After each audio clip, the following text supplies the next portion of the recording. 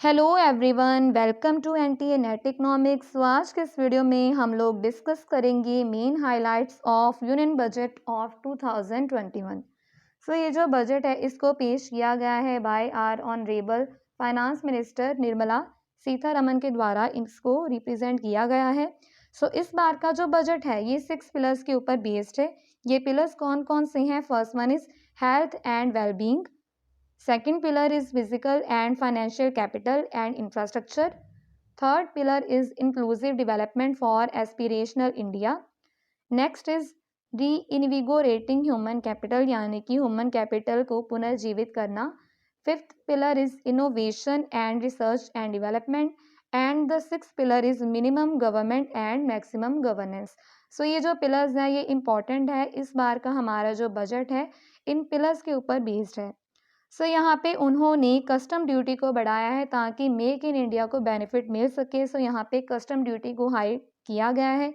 इसके अलावा 2 और पब्लिक सेक्टर बैंक्स और एक जनरल इंश्योरेंस कंपनी को डिसइन्वेस्ट किया जाएगा। यहाँ पे proposal to disinvest two more public sector banks and general insurance company को डिसइन्वेस्ट किया जाएगा।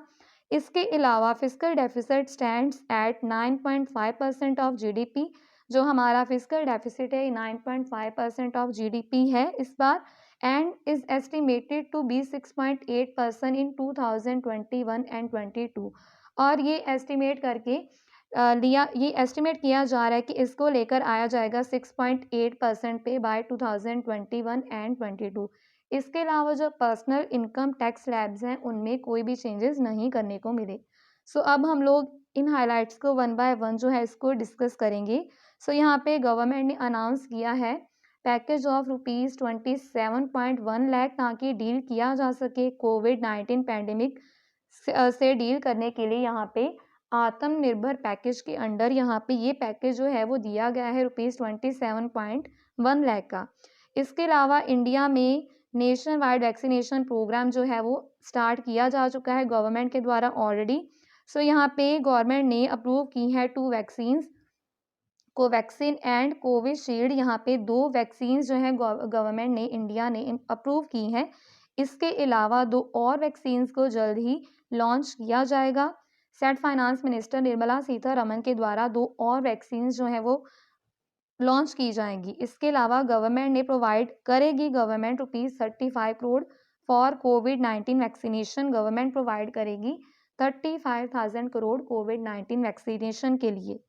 यहाँ पे नेक्स्ट है finance minister Nirmala Sitharaman has proposed introduction of Atmanirbhar Swachh Bharat health programme with an outlay of ₹64,180 crore and this will act as an addition to existing national health mission. यहाँ पे finance minister ने propose किया है कि इंट्रोड्यूस किया जाएगा एक नया मिशन जिसका नाम है आत्मनिर्भर Swachh Bharat health programme.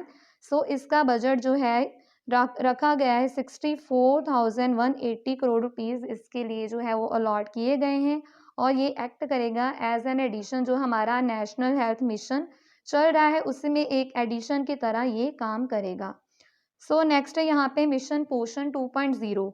Government ने ये लॉन्च किया है मिशन पोषण 2.0। Jal Jeevan mission urban will be introduced.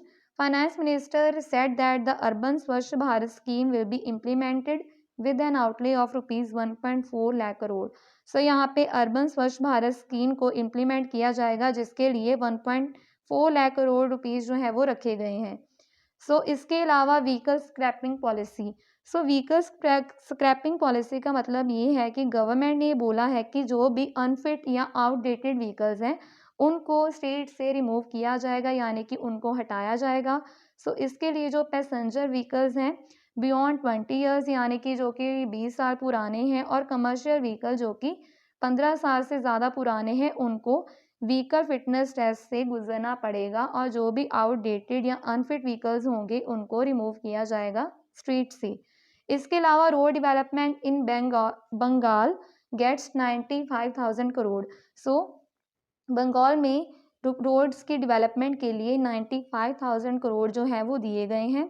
इसके अलावा 11,000 kilometres of national highway infrastructure in 2021 यानी कि 11,000 किलोमीटर जो नेशनल हाईवे है उसको डेवलप किया जाएगा।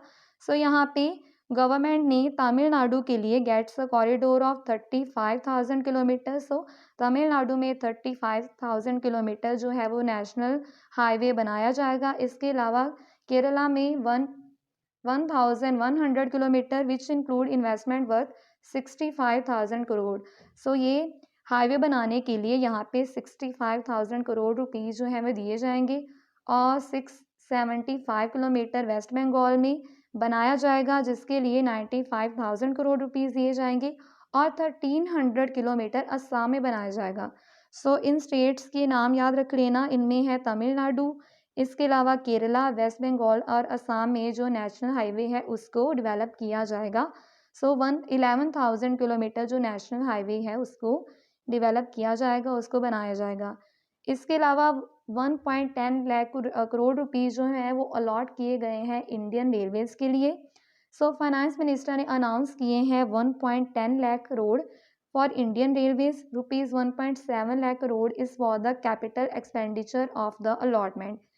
सो इस यहाँ पे finance minister Nirmala Sitharaman announced central fiscal funding to. So यहाँ पे सेंट्रल फिस्कल फंडिंग जो है वो दी गई है कौन कौन से स्टेशंस के लिए, बेंगलोर मेट्रो में, चेन्नई मेट्रो में, नागपुर मेट्रो में, कोची मेट्रो में, और यहाँ पे नासिक मेट्रो प्रोजेक्ट के लिए जो है फंडिंग दी गई है, central fiscal funding in stations को दी जाएगी।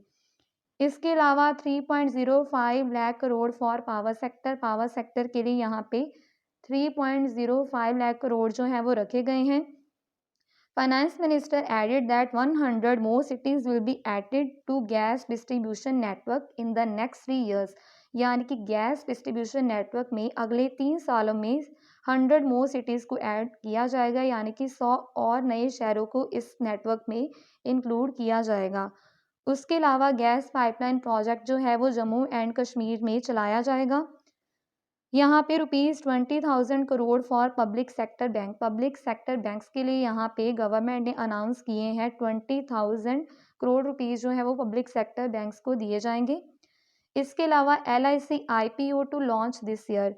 सो फाइनेंस मिनिस्टर निर्मला सीतारमन ने बोला है the government plans to sell part of holding in life insurance corporation of India, यानी कि गवर्नमेंट का जो शेयर है LIC में इसको जो है वो सेल किया जाएगा, इसको बेचा जाएगा through an initial public offering, यानी कि IPO के द्वारा थ्रू इसको बेचा जाएगा in the coming year. So इसको बेचने का जो है an amendment to the existing act to facilitate the public offer, यानी कि गवर्नमेंट जो है वो अपना शेयर जो है LIC में उसको IPO के थ्रू बेचने की योजना जो है वो बना रही है। इसके अलावा government committed to farmers welfare. So यहाँ पे फाइनेंस मिनिस्टर ने बोला है कि जो गवर्नमेंट है वो फार्मर्स के वेलफेयर के लिए काम कर रही है, यानी कि किसानों के भले के लिए काम कर रही है। So the government is committed to the welfare of farmer. MSP has gone through a sea change. So यह उन्होंने बोला कि MSP में बहुत सा चेंज जो है किया गया है। Over ₹75,000 crore paid to wheat farmers. So wheat farmer को अभी तक ₹75 करोड़ रुपीज़ जो है वो दिए गए हैं इन द ईयर 2020 और 21 में, और 43.36 lakh farmers have benefited from it, और इससे 43.36 लाख फार्मर्स को इसके जो बेनिफिट है वो मिल चुके हैं। इसके government to push Ujjwala scheme, government जो है उज्ज्वला स्कीम को और बढ़ावा देगी। So the government will be extending the benefit of Ujjwala scheme to additional 1 crore people, यानी कि 1 करोड़ और लोगों के इसके बेनिफिट दिए जाएंगे।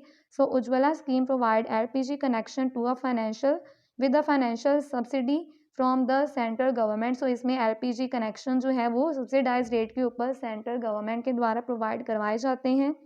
The scheme benefit 12 crore house hold right now. 12 crore house hold जो है वो ऑलरेडी इसका लाभ ले रहे हैं, और इसको और एक्सटेंड किया जाएगा ताकि लोग क्लीन और चीप कुकिंग फ्यूल को जो है उसको प्रमोट करने के लिए इसको और एक्सटेंड किया जाएगा, इसको और बढ़ावा दिया जाएगा गवर्नमेंट के द्वारा। So agriculture credit target ₹16.5 lakh crore. So finance minister Nirmala Sitharaman ने प्रपोज किया है an increase in agriculture credit target to ₹16.5 lakh crore. So यहाँ पे 16.5 लाख करोड़ जो है क्रेडिट का टारगेट रखा गया है। सो यहाँ पे फाइनेंस मिनिस्टर ने बोला है the MSP regime has undergone a change to assure price that is at least 1.5 time the cost of production across all the commodities, यानी कि MSP जो है गवर्नमेंट जो है उसको अश्योर करती है।